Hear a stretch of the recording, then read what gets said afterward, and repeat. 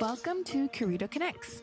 I'm your host, Jenn, and I've been conversing with friends around the world about life challenges and impactful moments. Conversations on this platform look at answering the questions, how we overcome challenges and how our experiences shape who we are and the work we do today. I hope this work can inspire you on your own personal and individual journey. Let's dive right in.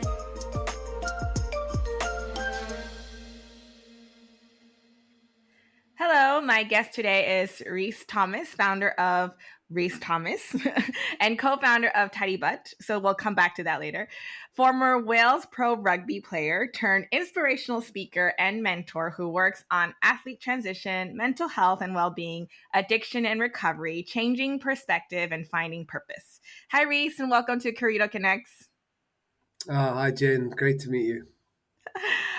So for those who are listening and are unfamiliar with Rhys, he was born in Johannesburg, South Africa, and played rugby for Wales until becoming disabled at 29 and had to find his new purpose in life. And before we have Rhys start chatting with us, I did want to give Kez a quick shout out because I actually met Rhys's girlfriend last October when we were at a retreat together, and she spoke highly of you and how you really encouraged her to attend that retreat. And I said, oh my goodness, I must talk to your boyfriend because this, he would be a great guest on Curito Connects. And fast forward 6 months later, here we are connecting for the first time. And I'm really excited to have you on and for you to share your journey with us. So without further ado, Rhys, why don't you start off by introducing yourself to our listeners, an audience which I'm sure not many, from my end at least, the Curito Connects audience might not know you or rugby, the rugby world. So I would love for you to kind of start off with that and then kind of, dive into the rest. Yeah, no problem. So, thanks for having me on, Jenn. And yeah, I'm glad you and Kez got to meet at the retreat in Portugal. Apparently, she had a phenomenal time, and the photos look great. So, she's been back again since. So, oh, amazing! Yeah. So, retreats are powerful. Retreats are powerful. Super powerful. So a little bit about me, I suppose. I was, as you said, born in Johannesburg, South Africa. A long old time ago now. I'm 40. So I was born in Joburg. My dad was Welsh. My mother was actually born in Zimbabwe, and from a young lad, just literally loved being outdoors. Played rugby. In school, and then eventually started to get good at it. I got international honors at 18 for at a international week, like a rugby week. For those of people maybe in your network who don't know what rugby is, it's kind of like American football but without the helmets and the pads. It's probably the best way I can describe it. That's kind of what rugby is, but it's quite a big sport in around the world, really. But it's South Africa. It's the passion of South Africans. It was really a catalyst for change, especially after Mandela became president in '94, and then '95. He really was at the forefront of using the sport and the World Cup because it was in South Africa to galvanize the country after it had been through such an awful time through apartheid, to then, have that unbelievable man that he was to not, hold grudges and use that victory when we won the World Cup in '95 as catalyst for change for his new Rainbow Nation. And I was only a 13-year-old boy at that point. I'd never played rugby, but when South Africa won that World Cup, I was like, boom, this is what I want to do when I'm older. So, by 18 then, I started to play a decent level of rugby. And at the same time, I got offered to go to Wales because my dad was Welsh. And that's what I chose to do. I went over to Wales because I wanted to see I had two stepbrothers there. I was going to travel a bit anyway because I was a young man. I was I'd say a bit of a free spirit, a little bit wild at heart. Um, so I did. That's what I did. I left when I was 18, went to Wales on my own, and that was the start of of a journey for me, whereby after about 4 years of being in Wales, roughly 18, 5 years of being, I was capped. I was invited to go on tour with the Welsh national team, where I got my first international cap to play for my country, or my new country, whatever you want to call it. And that was an incredible experience. It really was. To All I ever wanted to be from that 13-year-old boy when South Africa won the World Cup was that international rugby player, and I achieved it. Little over 10 years from that. I never played rugby when I watched that World Cup, and then literally just over 10 years later, I was capped by Wales. So it was just a crazy journey. It was super amazing. On Through those times, I met my future, ex-wife now, but um, we had a really great time during those years, and I started a family. My ex-wife had 2 kids from her previous marriage, and things were just great for a long time. And you know, I was on pretty much a six-figure wage throughout my whole 20s, which was great, but also was crazy.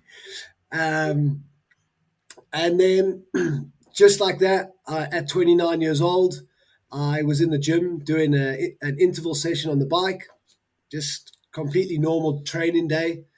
And bang, I just had a huge heart attack in the gym. Was very, very lucky to survive, but I had a life saving operation. I had a quadruple bypass, and that was the beginning of a insane roller coaster that took me the best part of 7 years to wrap my head around. Wow, you just took us on a roller coaster ride just now. It's like looking up, it's up, it's up, it's up, and then just like you said, snap of a finger. When you were talking about the South Africa win, they made a movie as well, right? Was that Matt Damon for Yeah, Invictus, right? So that's it did, that's yeah. when you were saying that. I was like, oh yes, I remember this history because there was a movie about it. Um, so I think you did the segue where you talked about riding the bike and then having your heart attack. At this point, it Mm, sounded like, picket fence, right? You had everything.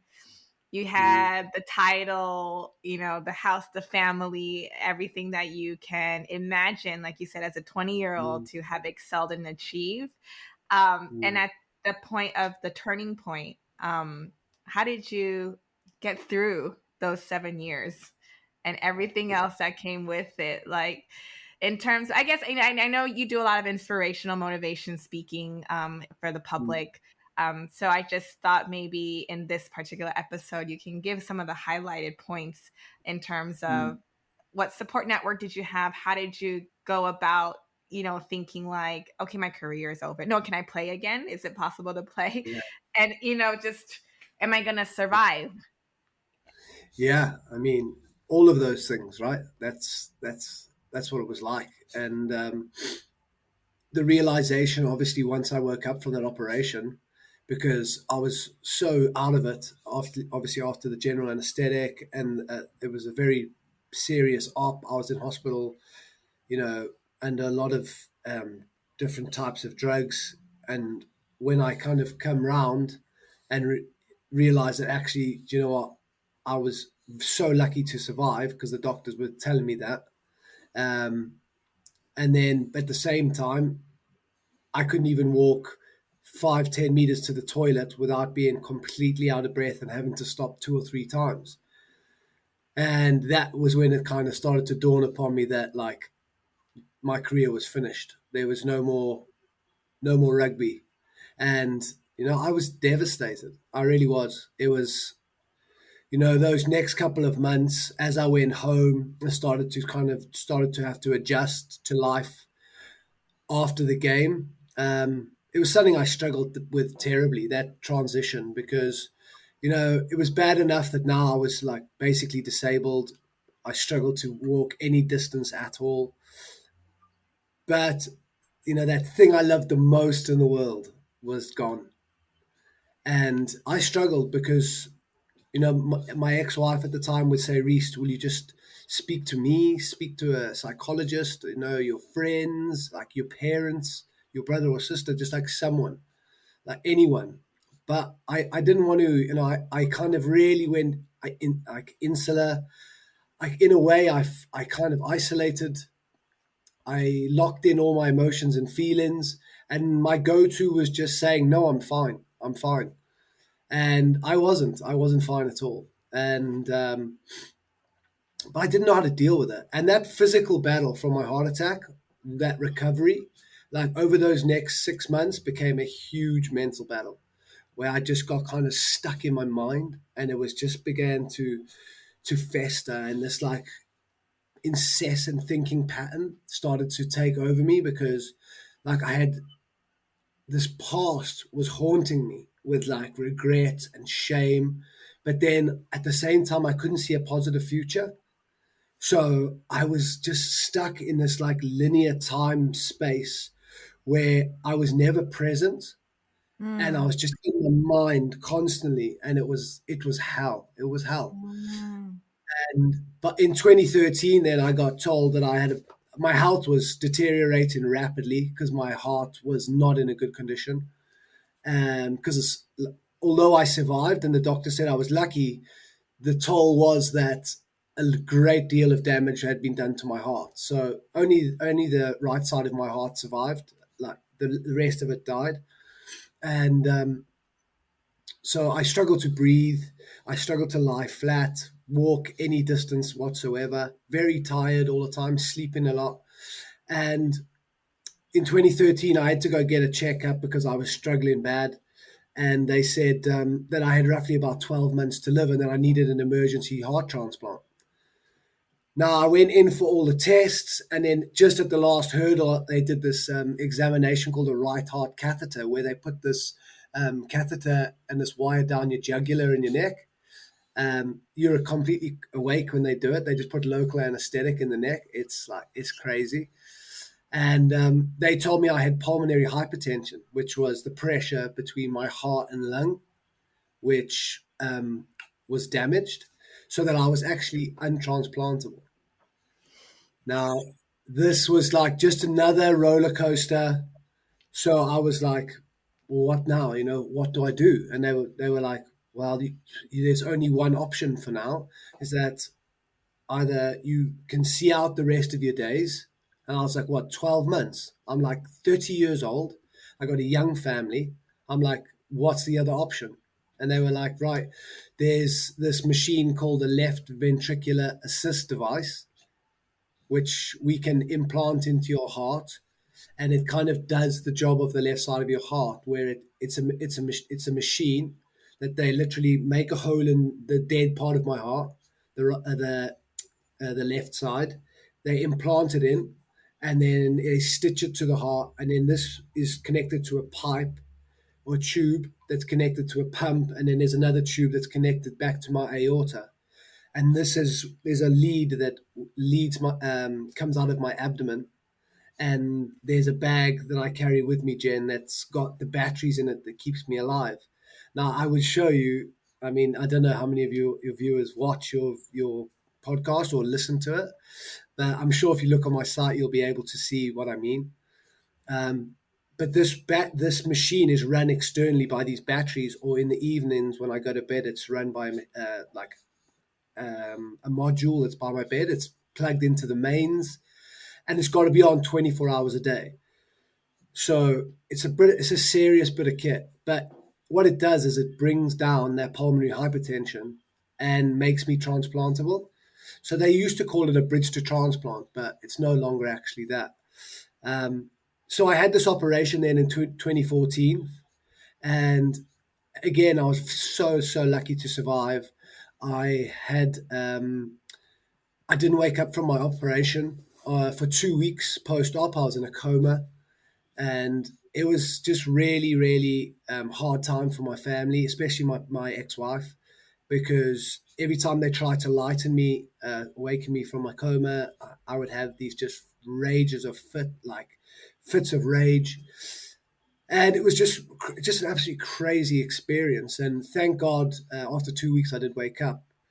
But when I woke up now, my reality was completely changed because I was literally now half man, half machine.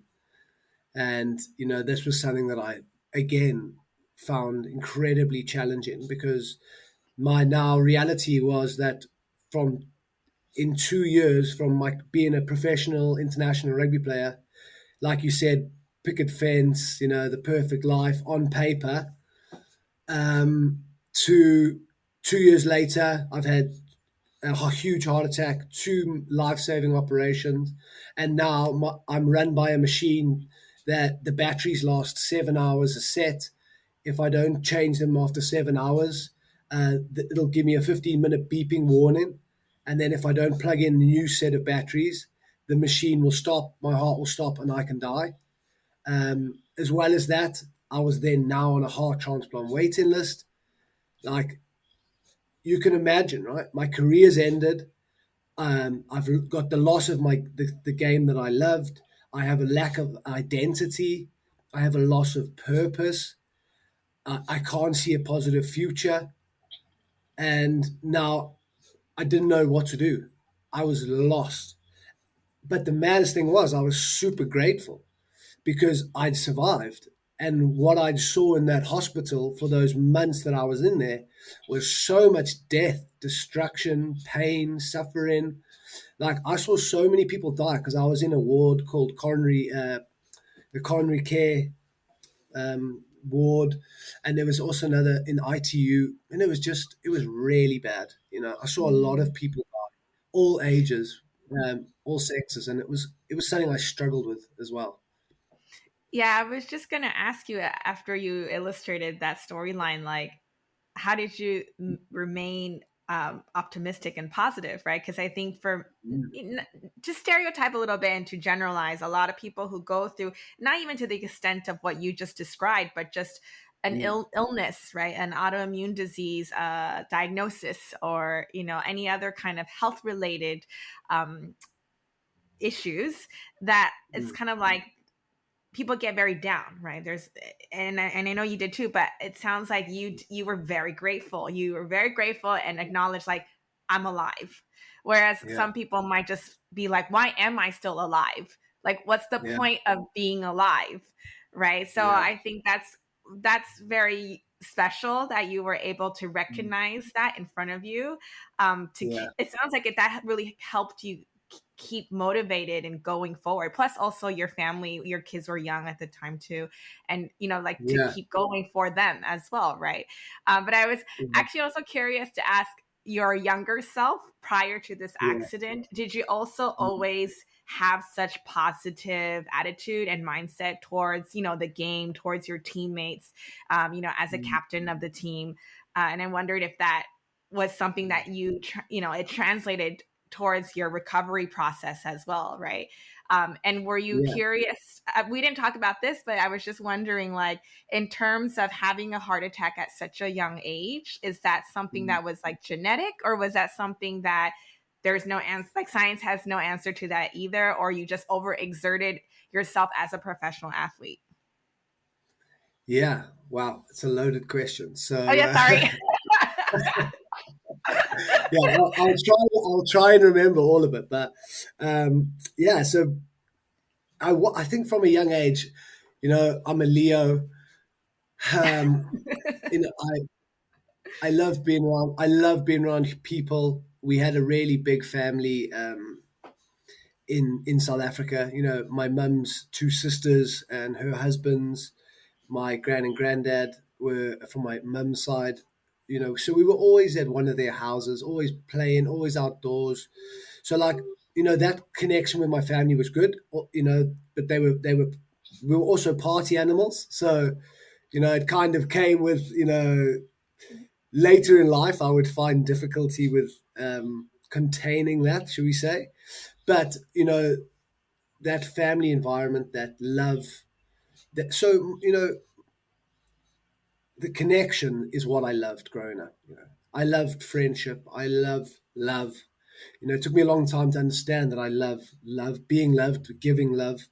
But I only understand that now in the last like 2 years. Like I didn't know what that was really. But yeah, I've always been enjoyed being in teams around people. It's thriving with competition, and I was super competitive. Yeah, so yeah, growing up, I was definitely drawn to all those types of team sports and people, really in general, and friendship. And that gave me a huge window of tolerance, I believe, to deal with the trauma when it did hit. Um, so yeah, for sure, and the resilience that I learned through the school I was in, boarding school in Johannesburg, and had an incredible group of friends that was carved out of adversity because it was bloody hard, right? The school that I was in, corporal punishment was still then. So in that boarding house, we made close friendships. I still have to this day. Those are the friends that helped to pay for me to go into rehab when after my second heart attack, my second operation, when I went off the rails. That's the connection and the friendship we had in. So yeah, growing up was very much like that. And what was the second part of your question, Jen? The second question was, I asked like the heart attack you had. Oh Did yeah, science, were they able to explain to you how that happened? Was it like genetic? Was it yeah, because as an athlete you overexerted your body? I was curious if you yeah, have an answer to that. yeah, The yeah. why, the why. I actually had no underlying heart disease. I had no family history. Um, I'd never used steroids in my life, which was the first question the doctors asked me. Um, the other question was, had I used substances, and how regularly? And I was, we of course I used substances. I mean, everyone's experimented in their lives. During my professional career, I certainly wasn't an addict. I used, but you know, it was irregularly at best, and most often in the off season. If I did, I did obviously at times use, but some sorts of drugs. But it was mostly just drinking. Like the culture Mm, was based around alcohol, and yeah. that was the culture, and it was like the norm. So although I did the norm to in excessive level. I never drank in the weeks, but I was excessive. But tell me a player that wasn't in the times that I played. So, that's just how it was. And I'm not justifying it, it's just the truth. And, but yeah, so it was, you know, there was nothing. I had, when they did actually get to my heart, they did say that I had thin artery walls on the left side of my heart, which they weren't sure if it was from birth or that that it had developed through my life.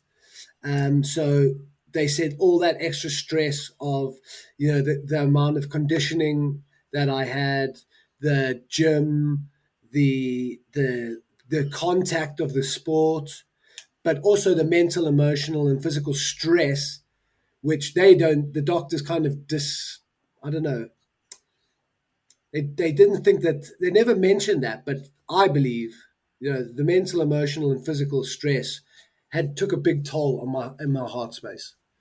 Mm. For sure, for sure. And can I ask, like, during that time, how did you? I mean, I understand the process of the emotional, mental side of it. Like, oh my God, what am I gonna do? Like, I'm not the international famous rugby player anymore, Mm, and it doesn't look like the picket fence picture that we talked about earlier. What am I mm, gonna do? What's my new identity? But also like the physical part, right? So, like you mentioned earlier, it was very difficult for you to breathe, to even just take 5 steps to go to the bathroom, or you were resting a lot.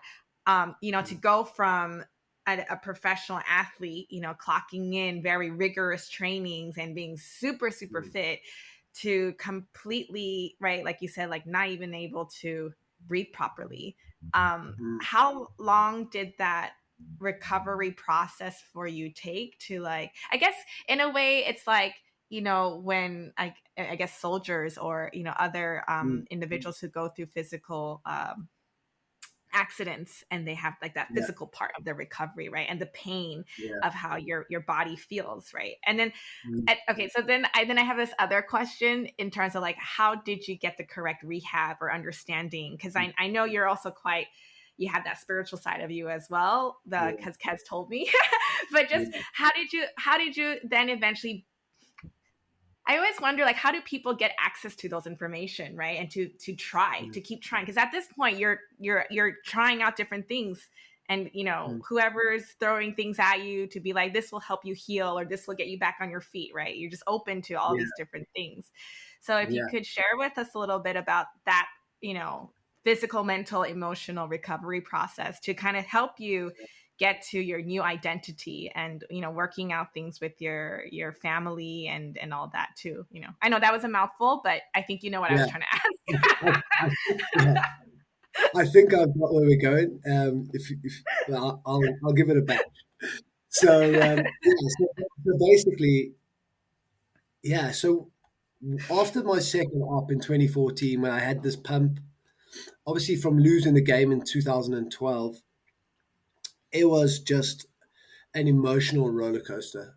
So like you said, physically broken from being super active, athletic.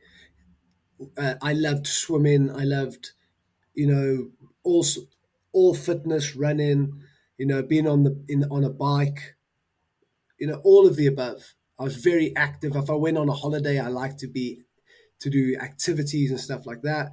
And then just like that, overnight, bang, um, couldn't do any of it. And then once I had this machine, and you got this wire coming out of my stomach, I can't go in the water. I had to be super careful where I was going. I was almost confined to by where I could travel, by where there was a hospital that could accommodate me in the event that I had an issue. So I did. I felt that I lost my life, and I didn't know what to do. And although I did to start, had an amazing, and not to start the whole time, I had a great support network. I had a family, a super supportive ex-wife. I had young kids, so like I had my why, um, but I didn't know that because I was in so much pain, emotional and mental. And then at the same time, I got let down by the game. I got let down by the game. The game that I gave, 10 years professionally to my life, to my country, put in the game. When my accident happened, they all went missing.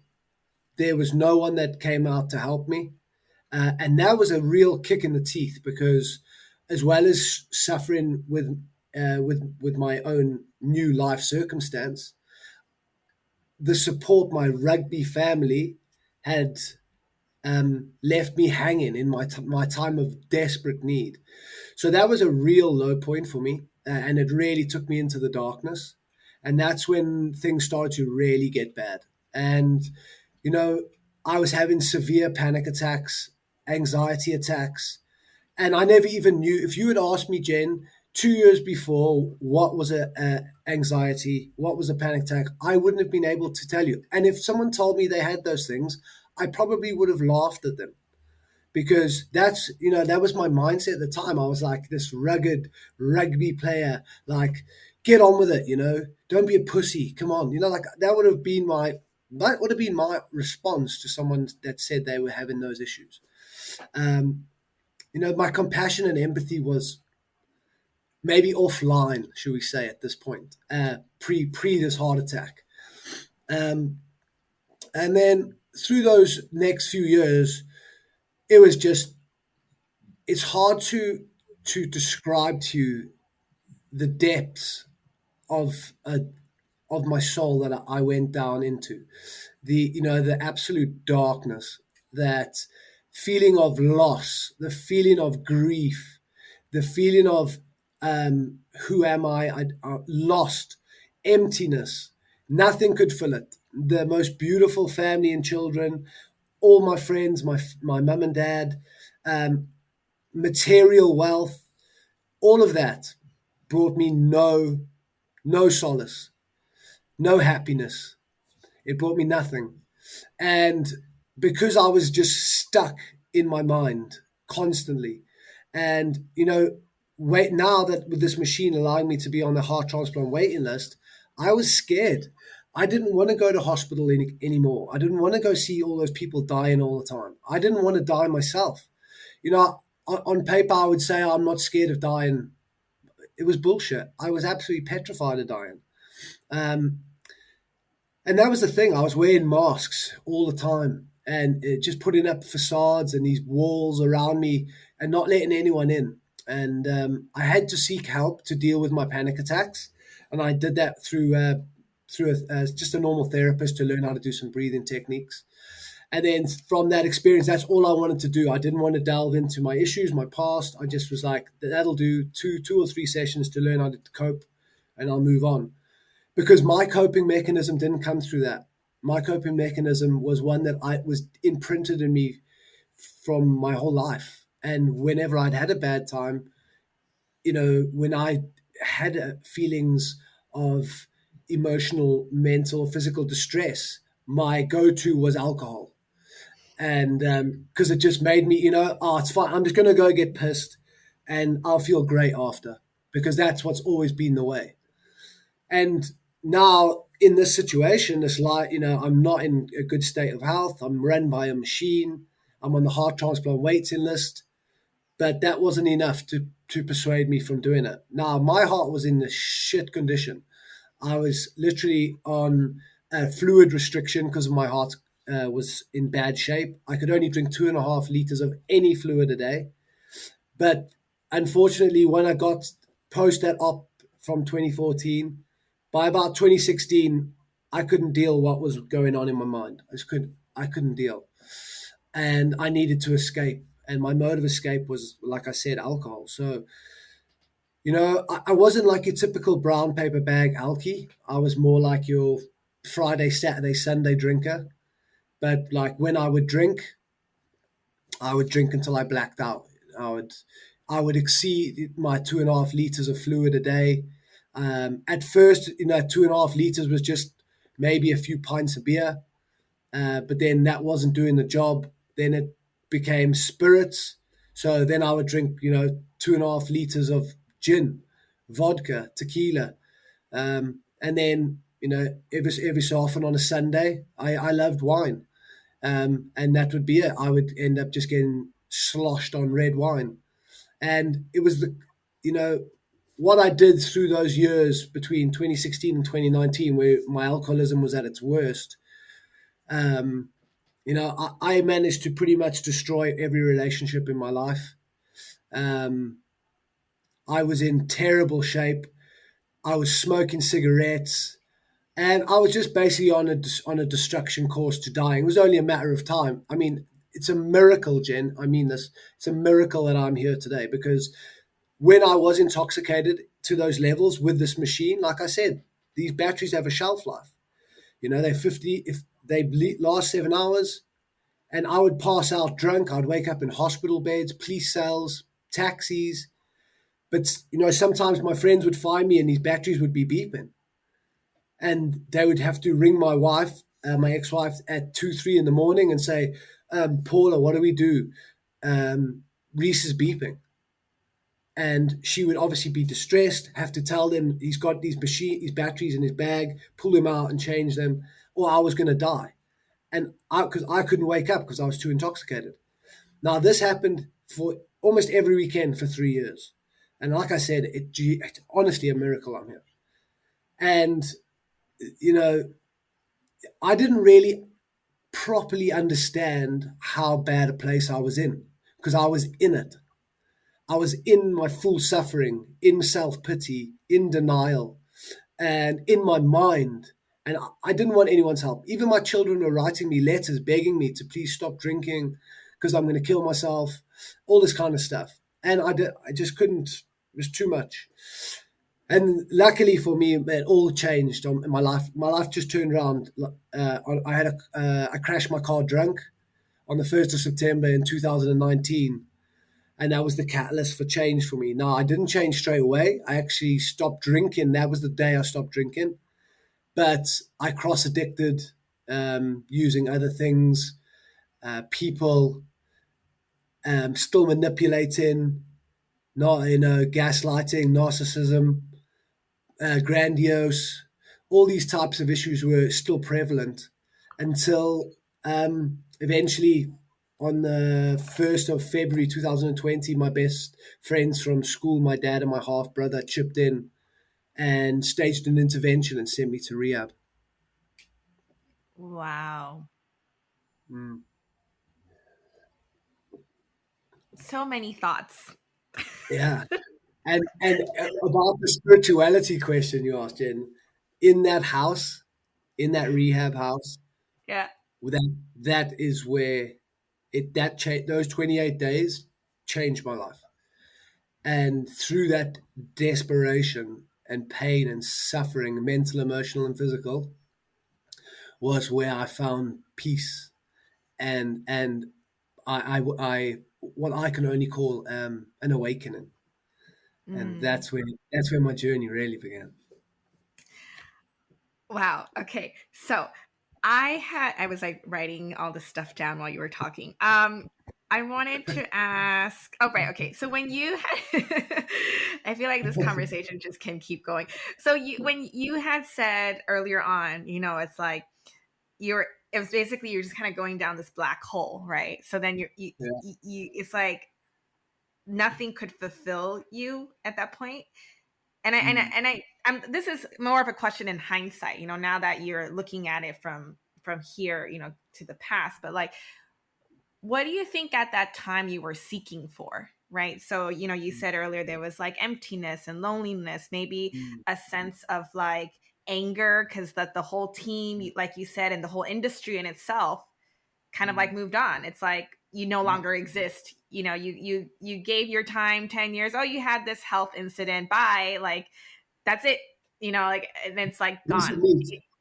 Yeah. This- So I'm sure there's like there's a lot of feelings, but at the same time, like you said, very loving family, your ex-wife, very supportive and was with you all the way, plus, caring for Mm. your children and, all that. Like, what, but then it's funny because earlier on you also said like you felt very grateful for being alive, right? So I'm just Yeah. curious, when you look back, it's like, what do you feel, and then when you went to rehab and like you said, that's when everything Mm. changed for you, because I guess it's a similar question. Like, what did you find at peace with?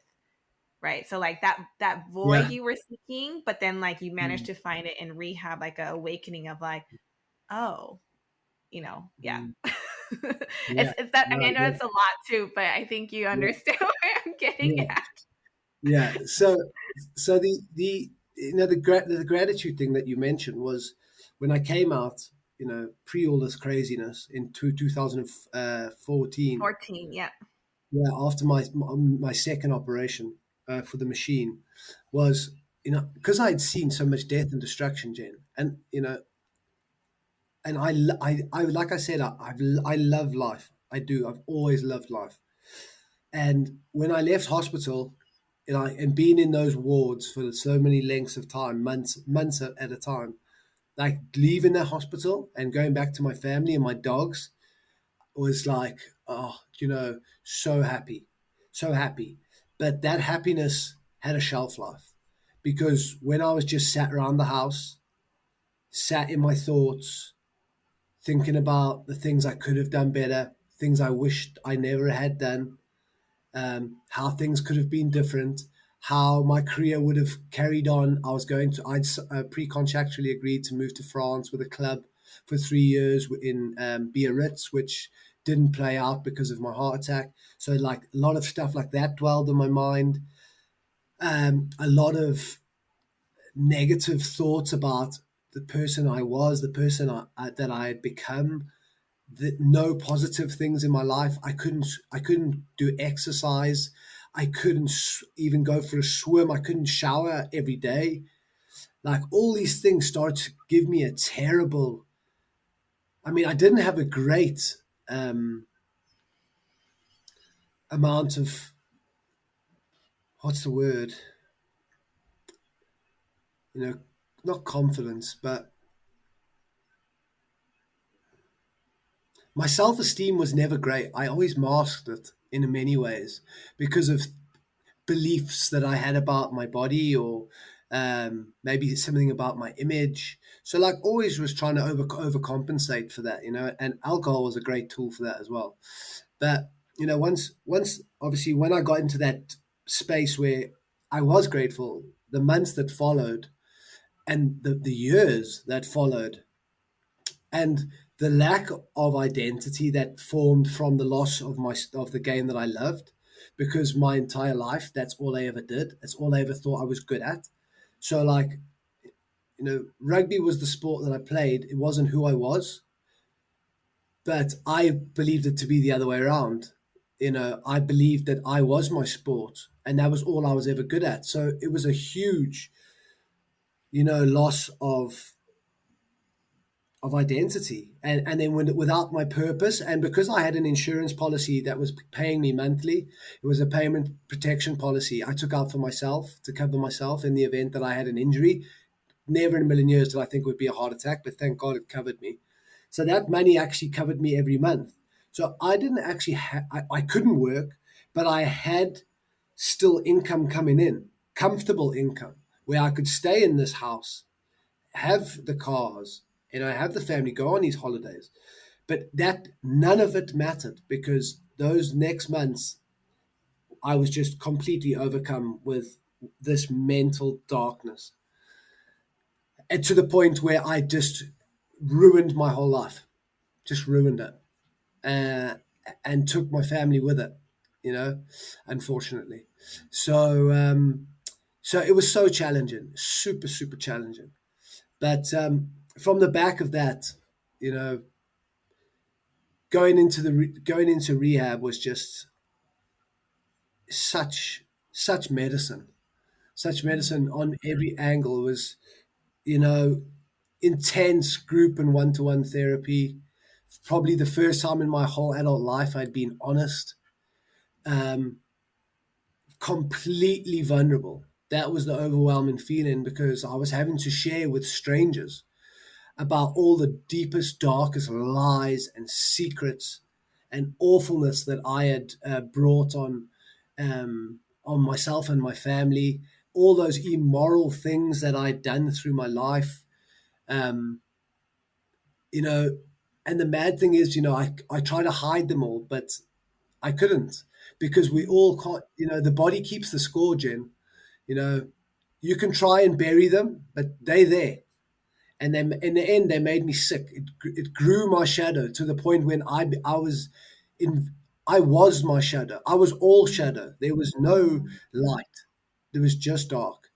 And mm, when I started to then, you know peer into my soul and find out at the deepest depths, just being by sharing with these strangers, it started to change, started to heal. It brought me understanding. And with the education side of the rehab, when about substances, about why I feel like I felt, about sharing, about hearing others share their pain and their suffering, to realize I'm not alone in this journey.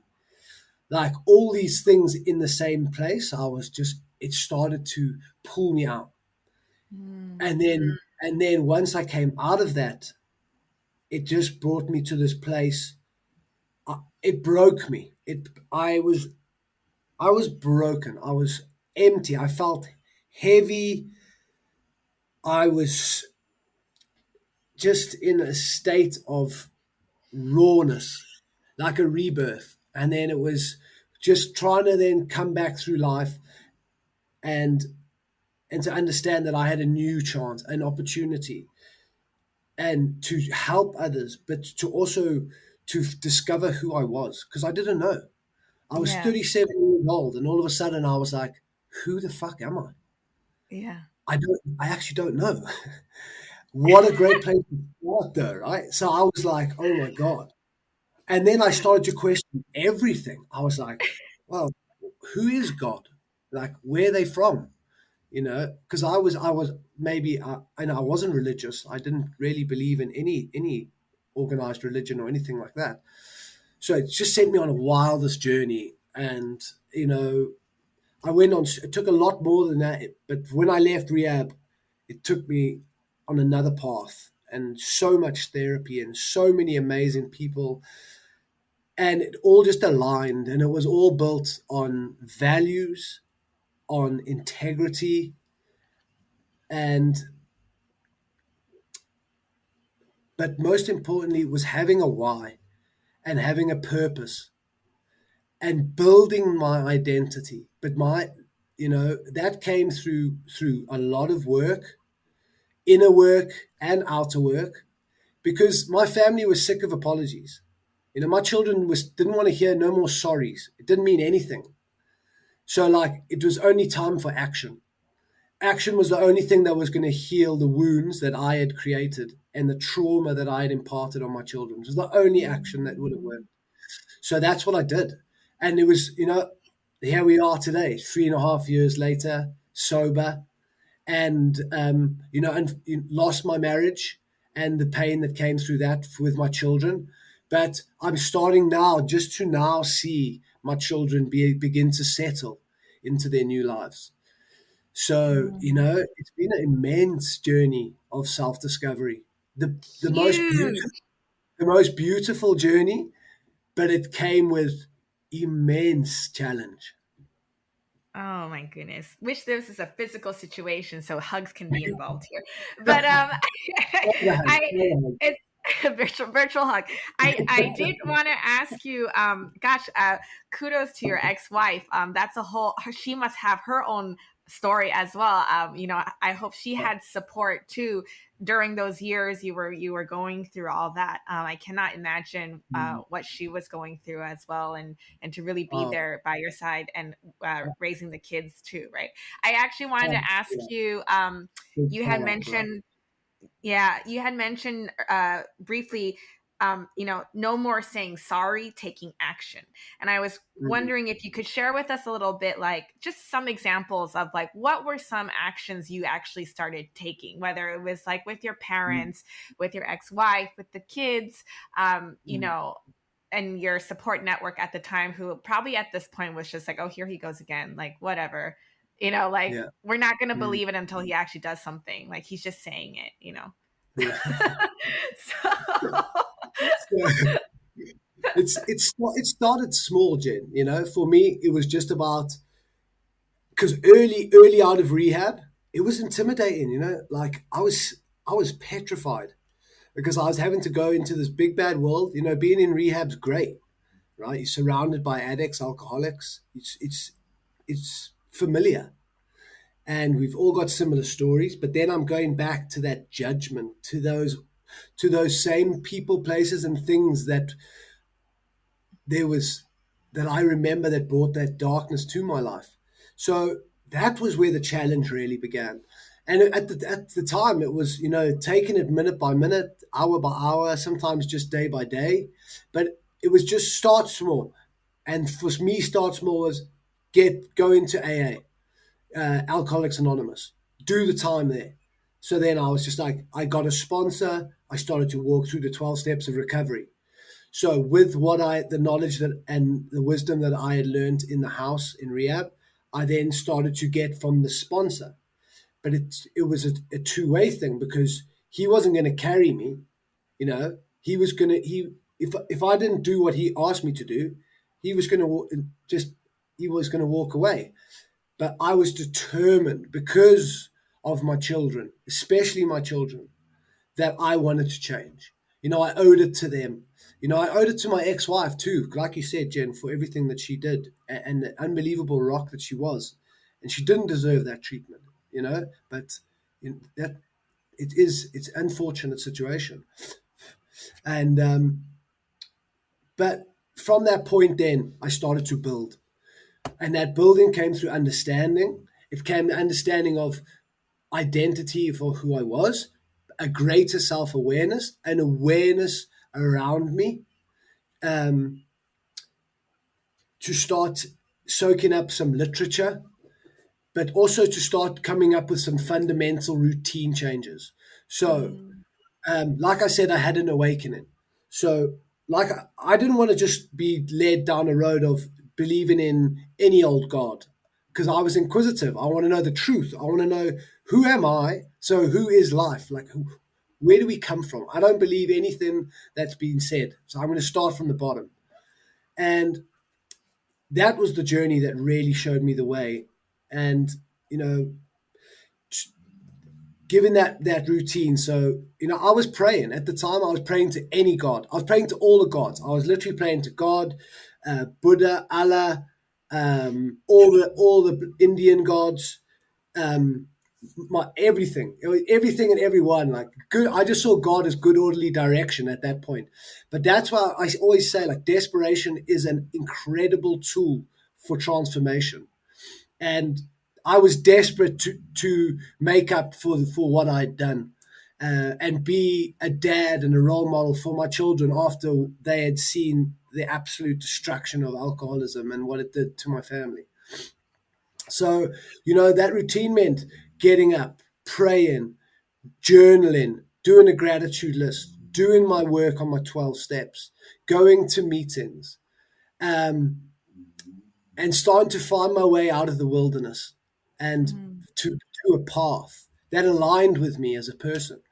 And that led me to then an addiction psychologist who I did some amazing work with. Um, and after that, then starting to find my feet, because when I left the house, I knew one thing for sure, was that I wanted to help others. I wasn't sure in what capacity, but I knew 100% helping others was what I wanted to do. So I wanted to share my story because I felt like so many athletes go through what I'd been through. And although I'd been through the health side of things and how the physical health then massively impacted my mental health, I was really drawn to just sharing. I just wanted to share. And I felt that vulnerability and honesty that I had found in the house was like this magic. So I was like, right, I'm just going to go and start telling people. I don't know who wants to listen, but I'm going to start telling people. And then that's when it led me to speaking. And in lockdown happened, which for me was at the most incredible time, because family was began to split. I had a lot of time on my own, which I couldn't deal with in the past, but now was like this. Oh my God, I'm feeling into this new space, this new human, this new literature, these new gods, um, and finding this way through life. And it was, I had a new reverence for life. I noticed things I never saw before. The colors were more vibrant. Food tasted different. Um, I was just, I would wake up and just cry with joy that I was alive and that I had another chance at life. And Mm. that utter determination and just, like I said, reverence for what I'd experienced, and was just a catalyst for huge change. And then I just started to share my story, and in lockdown on an app called Clubhouse, where I met some Yeah, amazing people. Clubhouse. Do you remember that? Yeah, I So remember yeah, Clubhouse. but from that app, right, I met some such powerful people that were like, Rhys, tell your story, become a speaker, get a website, like get a coach, do a Oh. do a vision board, manifest. And I was like, what does all these things mean? Like, do affirmation. And I was like, what's affirmation? And then all of a sudden, affirmations, manifestations, vision boards, um, speaking about my truth. And then this was like how all these things I just started to integrate. And now, don't get me wrong, this didn't fix my home life. My home life was in pieces on the floor. So, also, then what I did was start to try. At first it's like, oh, I found this new way. It's the only way. You've got to do this way. Telling my kids, oh my God, you've got to try doing this and praying, and it's amazing. And come and meditate with me. And my kids are like, what? Shut up. What are you on about? And like, but I'm so excited, right? I'm so excited. But I then would love to obviously, meet I would love to meet all of them at some point. It's Yeah, like, well, yeah, our dad just goes through these phases apparently in his life. You know, he's like this alcoholic, dysfunctional person for like 5 years. And then suddenly yeah, he's like this spiritual, please manifest. I'm going to sage the room and we're going to manifest this idea. right. So yeah, so obviously so hard for the kids too because they're like, who the hell is this guy? It's like, and now I'm even what 3.5 years later, you know, found my space. I'm comfortable in my skin. I love myself. I pray. I meditate. I'm practicing to be a breathwork practitioner. So I hold breathwork in my house with other people. I hold space for people with mentorship and a bit of life coaching type stuff, I suppose. I became a public and inspirational speaker. So all these things came from that place, and it never stopped. It never stops because every time I think I've found something or I've healed part of myself, I find another practice, another somatic practice, or another type of therapy, or another human, that's someone that opens my mind and my consciousness and shows me a different way and a different way of dealing and healing. And so it's just like the more I learn, the less I know, Jen. That's kind of how it feels. Hmm.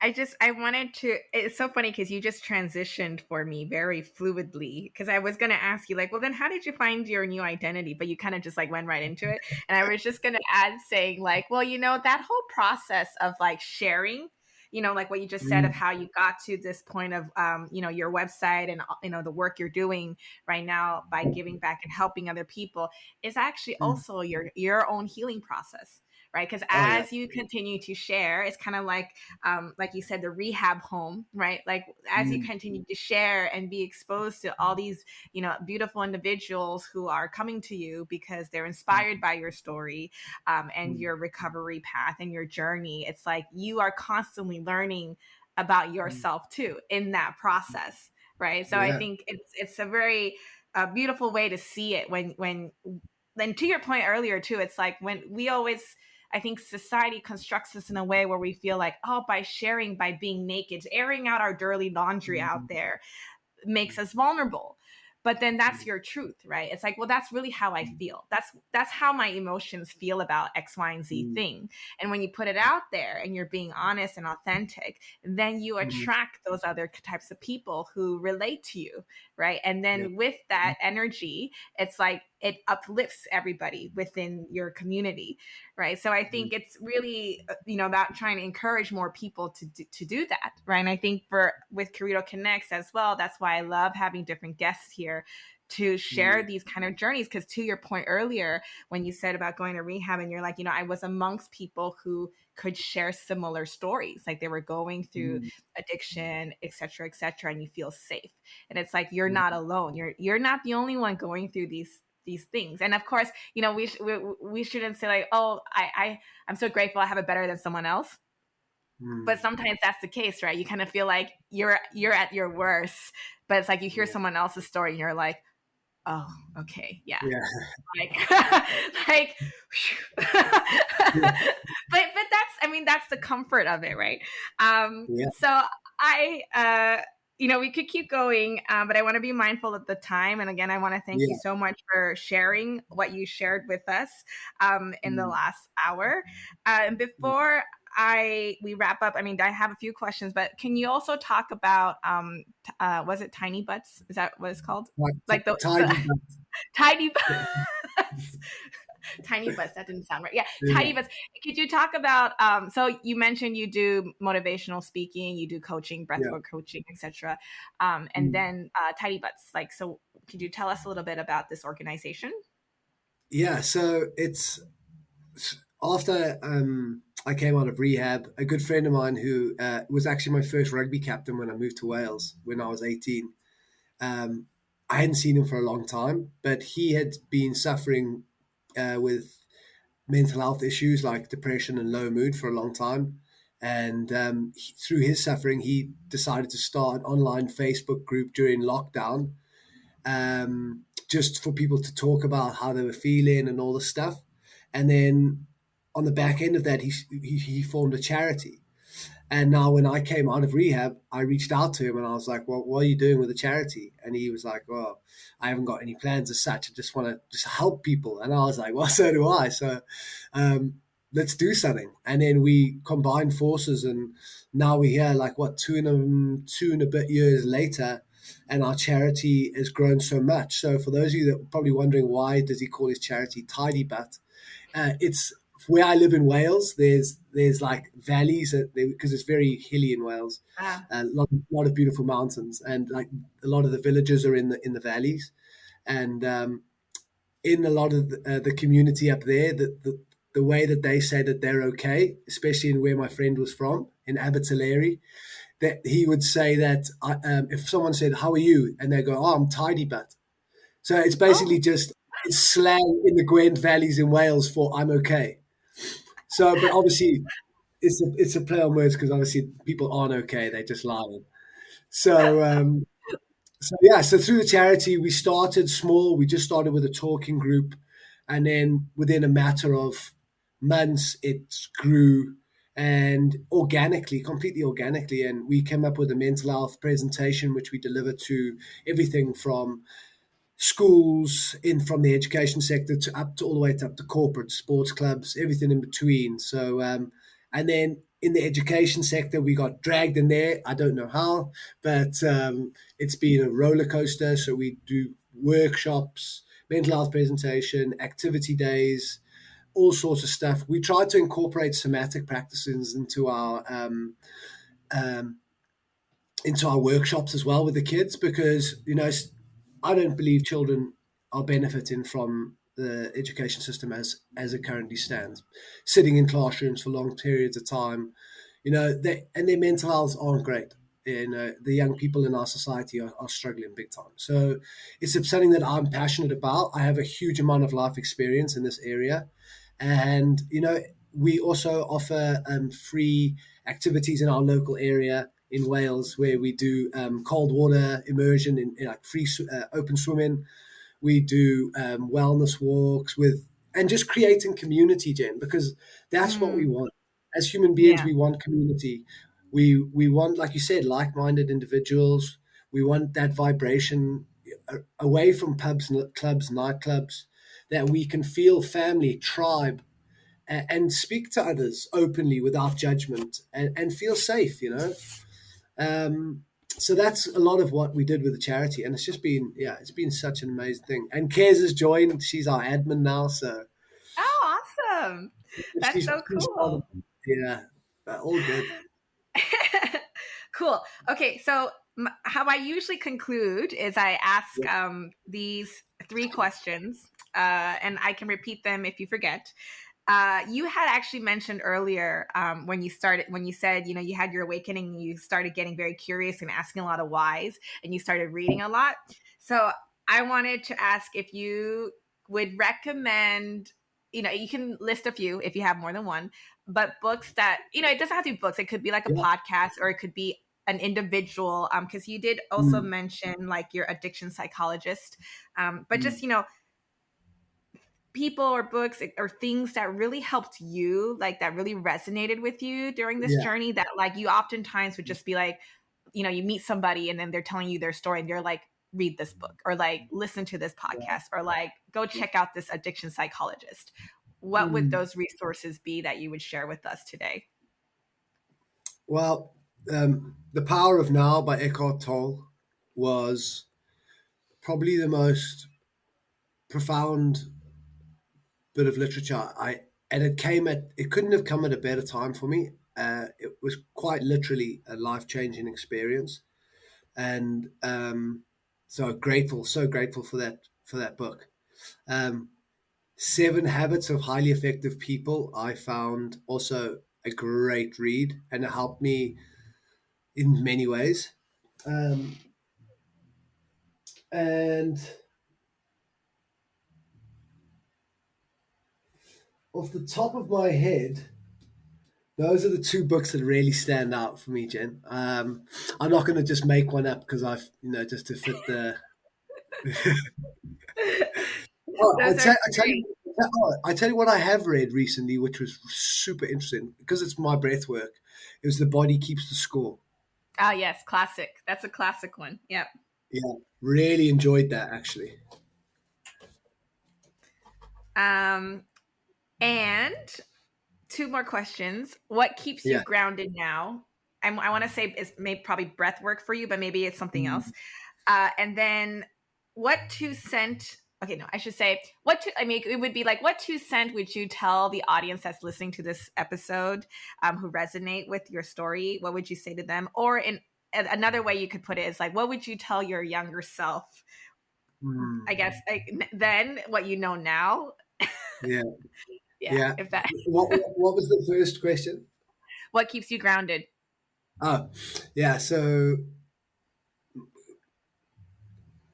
I suppose, in many ways, complacency and ego are something that I am trying to stay as aware as possible about those areas. Um, but my kids ground me. I use a lot of practices to keep me grounded too. Like I said, breath work, meditation, um, different types of medicines. Whether it be plant or otherwise, and community. And good friends, and obviously Kez. She will let me know if I'm straying off the path. But so yeah, that's what keeps me grounded. And yeah, so what would I tell my younger self? I wouldn't have listened, Jen.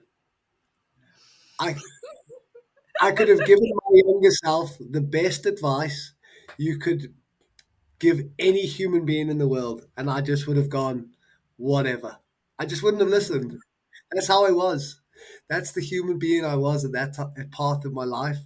I didn't want anyone's help. I didn't want anyone's opinions. I was so stubborn and so pig-headed. No, I was very driven at when I was younger, like to get where I wanted to go, and I didn't take advice from anyone. Hmm. I had But I had a what poor. but what would that advice be, or what would you say to other people now that you encounter Yeah, who are in that state that you were like just no, 4 or 5 years ago? yeah. You know. To have a greater self awareness, to have a greater self awareness, and to be present, Jen, because we miss so much of our lives, so much of our children's upbringing, our partners. We don't see them. We don't we're never present enough, and never in history, certainly recent history anyway, has it been more challenging to be present. There's so many distractions Mm, everywhere, and there's a little distraction that we hold in our hands 90% of the day, which stop us being present so much. And that's yeah. what I wish I'd done, because like I had the most unbelievable experiences playing in stadiums full of people, 75,000 people, 60, 50, on a regular basis. I wasn't present. I was in my head. I can't remember half of any of those experiences because I wasn't present. I can't remember a lot of my children's upbringing because I wasn't present. I wasn't present to experience the love that my ex-wife, tried to give me. I wasn't present for the birth of my children. These beautiful, wonderful events that happen through our lives. I wasn't there. I was there in body, but I wasn't there in mind Mm, because I was distracted. I was gone. I was in the future or the past, or I was there fleetingly and then out the room. So I can't emphasize self awareness and presence if you want to improve your life 10x. And it's not mm. easy. It's bloody It's not not. easy. Yeah. I mean, with But especially with technology, it's not oh, easy. it's not. It's not easy. while you were And saying all that, enjoy it. Enjoy sorry. it. Just enjoy life. It's such a gift. Sorry, because when you were answering that, I actually had one more question that popped into my head. Yeah. Earlier on, you had said when you spiraled very deeply that Mm, like burned a lot of bridges with the people in your life, like just, mm, friends and community mm. that, were really there for you and very supportive. Yeah. But I guess there's always that feeling of like everyone's treating me as a victim. I know they mean well. It's really annoying and frustrating because I don't know who the hell I am and I'm like really struggling. They don't understand what I'm going through. And so I wanted to ask after bounced back, did you then go back and try to reconcile some of these relationships that you kind of like burned bridges with, in terms of like Yeah. reaching out, I guess, to some of them to, Mm, yeah, I don't know, yeah. apologize or want to Yeah. be like I'm here now, I'm present, Mm, I've made mm, changes, I apologize for being an ass during those few years, and mm. and did people I guess more or less, were they receptive to it or did they kind of go like, yeah, whatever? I Yeah. Because I think I mean the reason I ask is because I think this is a very it's a really relatable incident, right? Because that happens a Mm, lot of times. I mean, even mm, even for people who aren't going through what you went through, just in general, like in life, we go through relationships like that, right? mm, You have falling outs with people, but then like a decade mm, later, you reconcile again because everyone's going on different journeys and different paths, and you might not be at the same place. mm. Like in your 20s as you were in your 30s or whatever, right? So I just Yeah. always find that really interesting, and I thought it would Yeah. be fun for you to share your process on that part. Yeah. Oh, yes, it's a great question, and I had so much apologizing to do, Jen, and I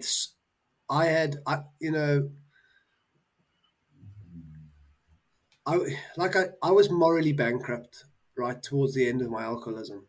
Made a lot of terrible choices, mistakes, did a lot of poor value things, and I had a lot of amends to make, and it took me a long time to apologize to all the people that I had been a dick to, and that was from doorman when I was in a pub or nightclub, and I had said something inappropriate, or I had a lot of apologizing to do, and some of them I really didn't want to say sorry to, but that was just ego or whatever it was, but I did it, and some of the hardest apologies, and the people that I had to, forgiveness was a wonderful lesson for me, and forgiving myself was where the real money was, where the real juice was, because I had so much work to do there, and it took me a long time to understand that, and it took me about three years to begin to really truly forgive myself. I still sometimes have to still do it when a little bit of guilt kicks in, but I've done so much in that area, because you can't hold on to the past because you'll get stuck there. So I had to accept it. I had to forgive, and then I was able through time, through a greater self awareness, from being a man of value for a long time. I can genuinely say that, because once you start to become and live a life aligned with your values, you don't worry about the past so much anymore, because there's nothing in there that can bother you. You haven't, not paid for something, or let someone down, or not said yes and didn't do it, or did something that you really regretted. That doesn't. It's not there anymore. So it's such a weight off. It's such a better way of living.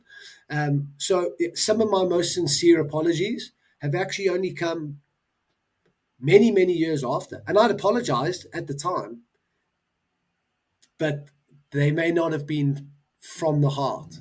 Hmm. And over time, when I forgave myself, and the compassion and the empathy in me grew and grew and grew, I was then able to give sincere apologies. And people know when it's a sincere apology. People know. Hmm. You don't have to. Words are. It's the energy. It's the way you deliver it. Yeah. It's the emotion, the feeling.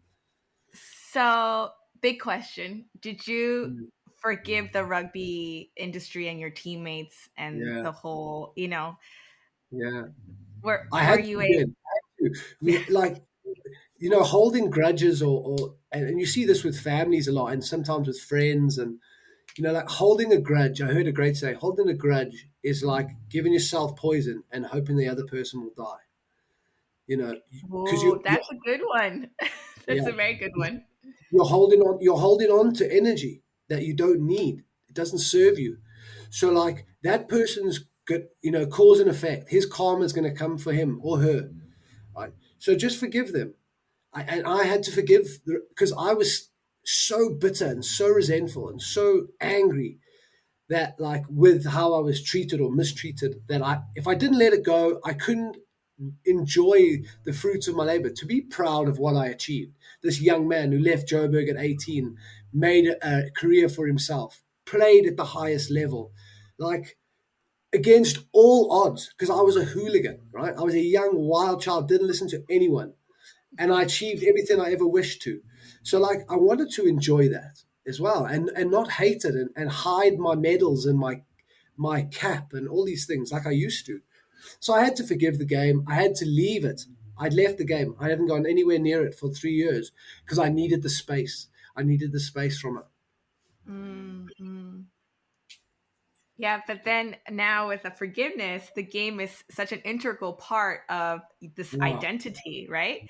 And Yeah. the And I individuals you're love it. helping as well. Yeah. I love rugby. I love rugby. I love watching it. Not so much at the moment. It's quite boring and there's some shit new rules, but like I want to enjoy the game. I want to go watch my local teams play and all this kind of stuff. But I do Yeah. now. I do. That's the mad thing. By making space, by forgiving, like I've begun to love the game that I used to. Yeah. Oh, that's Mm, that's so powerful. mm. I am going to put all the resources we discussed in this Yeah, episode on the episode resources link below, so people can follow you, reach out if they're yeah, interested, if they're in Wales, yeah, But I think you do stuff online too, right? So people can reach out yeah, and do sessions yeah. with you online, etc. Uh, Thank you so much for your time and for sharing and for your willingness to connect with me, someone so far away from Wales. That's right. I hope to visit you and Ked sometime too. Yeah, that'd be rad. Yeah, for sure. So I don't know if you had anything else you want to add before we close off. No, I'm all good. I think I've said everything that needed to be said, Jen. Okay, thank you so much. All right, thank you. Cheers, Jen. That's all we have time for today. Thank you for listening to Curito Connects. For more Connects content, collaborations, and discoveries set to inspire you on your own individual journey, please head to our website at www.curito.co. Until next time, stay inspired and thank you for joining us at Curito Connects.